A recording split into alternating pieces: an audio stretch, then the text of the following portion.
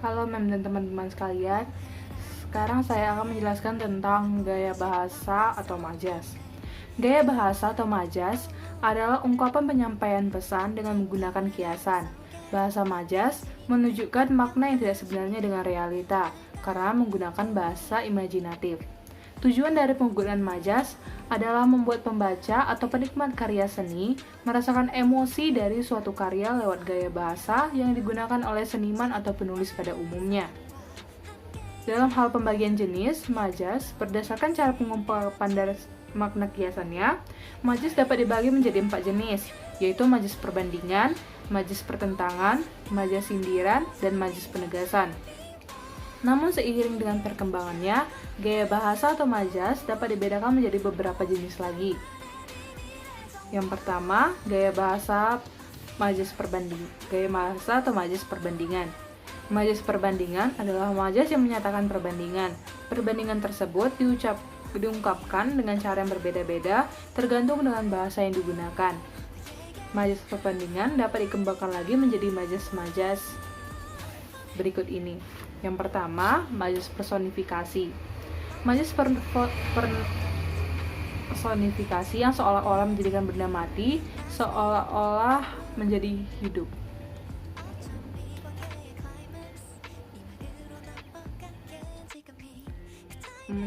Majas personifikasi. Majas personifikasi yang seolah-olah menjadikan benda mati seolah-olah makhluk hidup. Contohnya, ia membiarkan pulpen itu menari-nari di atas kertas untuk menghasilkan tulisan mengagumkan. Penjelasan, pulpen itu dipersonifikasikan seperti manusia yang mampu menari, padahal tidak. Daun yang bertiup angin berjoget layaknya tidak memiliki masalah. Penjelasannya, daun dipersonifikasi seperti manusia yang mampu berjoget, padahal tidak. Yang kedua ada majas tropen.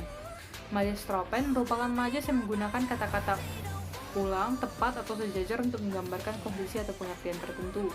Contohnya, Andini telah terbang menggunakan pesawat Sriwijaya, maka jangan kau hanyut dalam kesedihan berkepanjangan.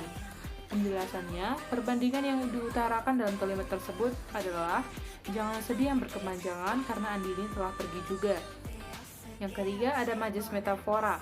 Majas metafora merupakan majas yang menggunakan suatu benda atau objek untuk menggambarkan sifat yang ingin diutarakan. Contohnya, meskipun Nina adalah anak emas, dia tidak pernah manja pada orang tuanya. Penjelasannya, anak emas berarti anak kesayangan, bukan anak yang terbuat dari emas.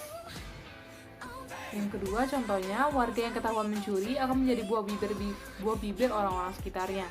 Penjelasan, buah bibir berarti bahan pembicaraan, bukan buah yang berbentuk bibir. Yang keempat, majas asosiasi. Majas asosiasi merupakan majas yang digunakan untuk membandingkan dua objek berbeda yang dianggap sama. Biasanya ditandai dengan penggunaan kata bagaikan seperti ataupun bak. Contohnya, wajah kedua orang itu sangat mirip bak pinang dibelah dua. Penjelasan, wajah kedua orang tersebut karena kembar diibaratkan oleh buah pinang yang dibelah dua. Contoh yang kedua, teman-teman Rina bosan jika ia berpendirian bagai air di daun talas. Penjelasannya, berpendirian yang berubah-ubah diibaratkan seperti air di daun talas. Yang kelima ada majas hiperbola. Majas hiperbola merupakan majas yang mengungkapkan sesuatu dengan cara melebih-lebihkan hal tersebut. Terkadang perbandingan yang dua terasa tidak masuk akal. Contohnya, ayah bekerja siang malam membanting tulang tanpa memperhatikan kesehatannya sendiri. Penjelasannya, bekerja membanting tulang maksudnya bekerja dengan keras. Yang contoh yang kedua, suaranya ketika menyanyi membuat hancur seisi dunia. Penjelasannya, suaranya sangat buruk seakan menghancurkan seisi dunia. Yang keenam ada majas eufemisme. Majas eufemisme merupakan majas yang menggunakan kata sopan atau sepadan yang lebih halus untuk mengganti kata yang kurang etis. Contohnya, penderita difabel tetap bisa mengikuti kegiatan perkuliahan dibantu oleh dosen khusus. Penjelasannya, kata difabel digunakan untuk pengganti kata cacat. Contoh yang kedua, penyandang tunarungu bisa mengakses layanan perpustakaan di kampus. Penjelasannya, tunarungu digunakan untuk menggantikan kata tuli. Terus kemudian ada gaya bahasa atau majas pertentangan. Majas pertentangan merupakan majas yang menggunakan kata kiasan bertentangan dengan fakta sesungguhnya. Majas pertentangan dapat dikembangkan lagi menjadi majas-majas berikut ini. Yang pertama ada majas paradoks. Majas paradoks merupakan majas yang membandingkan situasi sebenarnya dengan kebalikannya. Contoh, Lila merasa kesepian di tengah keramaian. Penjelasannya, keadaan sepi bertentangan dengan keramaian. Contoh yang kedua, badannya itu kecil, tapi dia sangat kuat. Penjelasannya, tubuh yang kecil berbanding terbalik dengan kekuatan. Yang kedua ada majas litotes.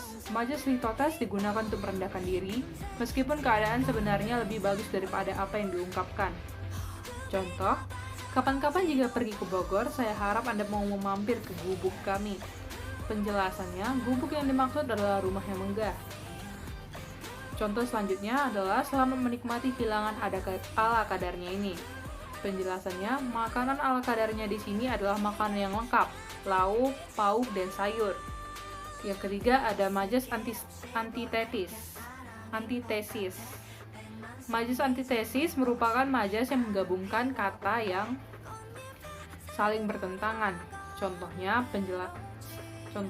baik buruk perbuatannya akan mendapatkan balasan suatu saat nanti.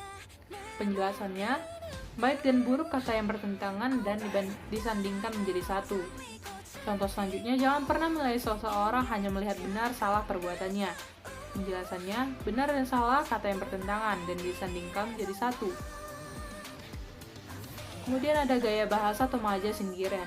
Majas sindiran merupakan majas yang menggunakan kata kiasan untuk mengungkapkan sindiran kepada sesuatu atau seseorang. Majas sindiran dapat dikembangkan lagi menjadi majas-majas berikut ini. Yang pertama, majas ironi. Majas ironi merupakan majas yang menggunakan ungkapan bertentangan dengan fakta. Biasanya majas ini seakan-akan memberi pujian tetapi sebenarnya merupakan suatu sindiran. Contohnya, rajin sekali, jam 12 baru bangun. Penjelasannya, jelas-jelas jam 12 sudah siang, tetapi diungkapkan dengan kata rajin. Contoh selanjutnya adalah, sudah berapa hari tidak mandi, kok badanmu sangat harum. Penjelasannya, tidak mandi tetapi badannya sangat harum, padahal jika tidak mandi itu adalah berbau busuk. Yang kedua, ada majas sinisme. Majas sinisme adalah majas yang menyampaikan sindiran secara langsung pada objek yang dimaksud. Contohnya, gulingmu sangat bau, seperti tidak pernah dicuci. Penjelasannya secara langsung menjelaskan keadaan sebenarnya. Badannya gemuk sekali seperti orang yang kelebihan gizi. Penjelasannya secara langsung menjelaskan keadaan sebenarnya. Yang ketiga ada majas sarkasme. Majas sarkasme adalah majas sindiran yang menggunakan ungkapan atau kata kasar.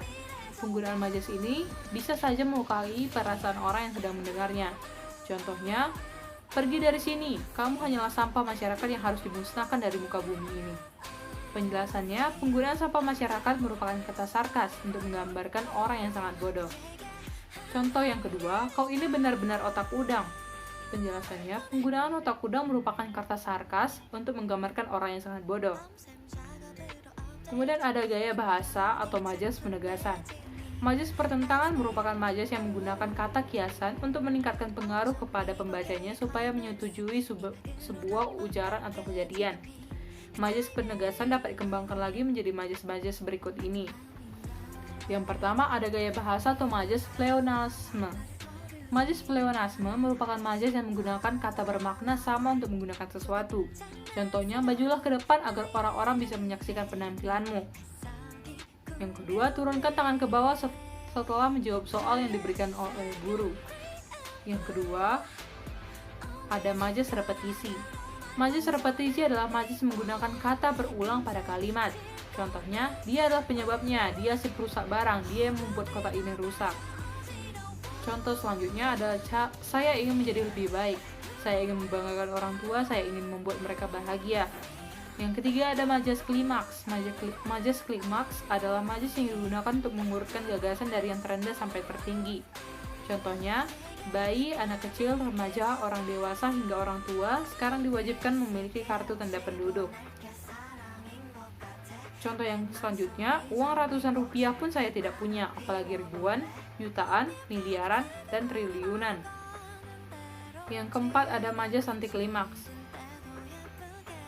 Berkebalikan dengan majas klimaks, majas anti klimaks adalah majas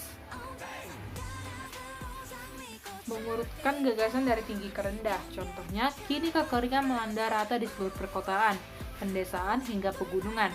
Jangankan 1 juta rupiah, 100 ribu rupiah, 10 ribu rupiah, bahkan 100 rupiah pun saya tidak punya. Demikianlah pembahasan mengenai majas atau gaya bahasa serta contoh dan pembahasannya. Terima kasih.